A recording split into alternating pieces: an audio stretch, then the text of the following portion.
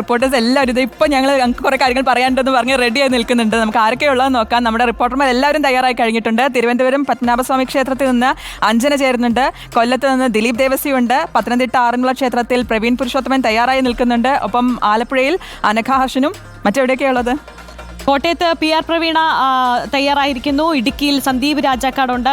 കൊച്ചിയിൽ തൃക്കാക്കര വാമന ക്ഷേത്രത്തിൽ സൈഫുനിസ അലിയാറുണ്ട്. കോഴിക്കോട് നിന്ന് നമ്മുടെ ദീപക് മലയമ്മയാണ് തിരുവോണ വിശേഷങ്ങൾ പങ്കുവയ്ക്കുന്നത്.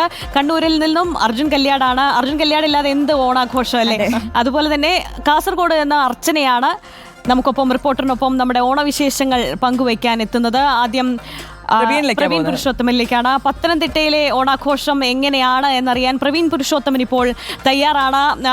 പ്രവീൺ, ഇപ്പോൾ ആറന്മുള ആണല്ലോ പത്തനംതിട്ട ഏറ്റവും പ്രധാനപ്പെട്ട് നോക്കുമ്പോൾ ഈ അത്തം തുടങ്ങിയ ഓണാഘോഷങ്ങൾ ആറന്മുള ക്ഷേത്രത്തോടനുബന്ധിച്ച് തിരുവോണത്തോണിയിൽ എത്തി നിൽക്കുന്ന ഒരു ഓണാഘോഷം. അത്രമാത്രം വിപുലമായ ഓണാഘോഷങ്ങളാണ് ഈ ആറന്മുളയിൽ നടക്കുന്നത്. പ്രത്യേകിച്ച് വള്ളസദ്യ ഉൾപ്പെടെ ഒരുങ്ങുമ്പോൾ എത്രത്തോളം ആളുകളാണ് ആ ക്ഷേത്രത്തിൽ ഉൾപ്പെടെ എത്തുന്നത്? എന്തൊക്കെയാണ് രാവിലത്തെ ഓണക്കാഴ്ചകൾ അവിടെ നിന്ന്?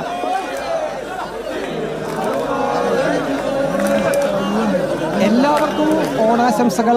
രാവിലെ ആറന്മുള പാർത്ഥസാരഥി ക്ഷേത്രക്കടവിലാണ് ഇപ്പോൾ നമ്മൾ ഉള്ളത്. ആറന്മുള പാർത്ഥസാരഥി ക്ഷേത്രത്തിൽ ഇന്ന് തിരുവോണ സദ്യയാണ്. ഇപ്പോൾ നമുക്ക് ദൃശ്യത്തിൽ കാണാം. തിരുവോണ ദിവസം ഭഗവാനായുള്ള സദ്യയ്ക്ക് സദ്യവട്ടങ്ങളും വിഭവങ്ങളുമായി കാട്ടൂർ മങ്ങാടില്ലത്ത് നിന്നും പുറപ്പെട്ട തിരുവോണത്തോണി ഇതാ ഇപ്പോൾ ക്ഷേത്രക്കടവിലേക്ക് എത്തിയിരിക്കുന്നു. ഇനിയിപ്പോൾ ആചാരപൂർവമായിട്ടുള്ള സ്വീകരണമാണ് ഇപ്പോൾ തിരുവോണത്തോണിക്ക് നൽകുന്നത്. ഈ ആറന്മുള ക്ഷേത്രത്തിൽ ഇന്ന് തിരുവോണ സദ്യ നടക്കുമ്പോൾ പതിനായിരങ്ങളാണ് ഇന്ന് ഈ സദ്യ ഉണ്ണാനായി ക്ഷേത്രത്തിലേക്ക് എത്തുക. ഒപ്പം തന്നെ ആറന്മുള പാർത്ഥസാരഥിക്കും ഇന്ന് ഓണസദ്യ കൊടുക്കുകയാണ്. നമുക്കിപ്പോൾ ദൃശ്യത്തിൽ കാണാം. ഈ തിരുവോണത്തോണിക്ക് അകമ്പടിയായി പള്ളിയോടങ്ങൾ ഉണ്ട്. നയന മനോഹരമായിട്ടുള്ള കാഴ്ചയാണ്.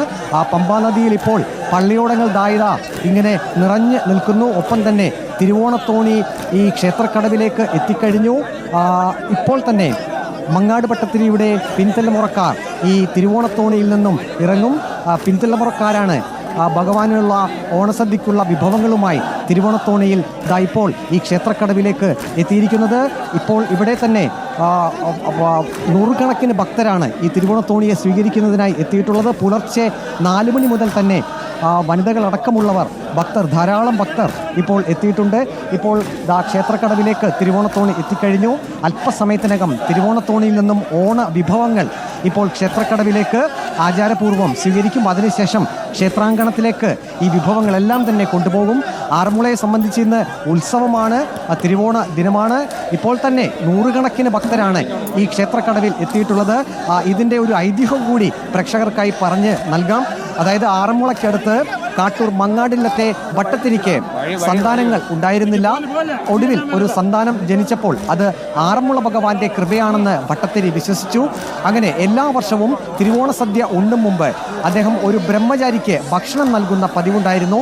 ഒരിക്കൽ ഈ പതിവ് തെറ്റുകയും ബ്രഹ്മചാരി എത്താതെ താൻ തിരുവോണ സദ്യ കഴിക്കുകയില്ലെന്ന് ഭട്ടത്തിരി ശാഠ്യം പിടിക്കുകയും ചെയ്തു. ആ സമയത്ത് ഒരു ബാലനെത്തി ഊണ് കഴിച്ചു എന്നാണ് ഐതിഹ്യം. ഈ ഭട്ടത്തിരിയുടെ ഭക്തിയിൽ സന്തുഷ്ടനായ ശ്രീകൃഷ്ണൻ തിരുവോണത്തിൻ്റെ സദ്യ ഇനി ആറന്മുള ക്ഷേത്രത്തിൽ വന്ന് നൽകിയാൽ മതിയെന്ന് പറഞ്ഞു. അതാണ് ഈ ഒരു ചടങ്ങിൻ്റെ ഐതിഹ്യം എന്നുള്ളത്. പിറ്റേ വർഷം മുതൽ തിരുവോണത്തിനുള്ള സദ്യവട്ടവുമായി ഭട്ടത്തിരി മങ്ങാട്ടില്ലത്തിൽ നിന്നും വള്ളത്തിൽ ആറന്മുളയിലേക്ക് തിരിക്കും. ഈ തോണിയാണ് തിരുവോണത്തോണി എന്ന് അറിയപ്പെട്ടത്. ഇപ്പോൾ പ്രേക്ഷകർക്ക് കാണാൻ സാധിക്കും.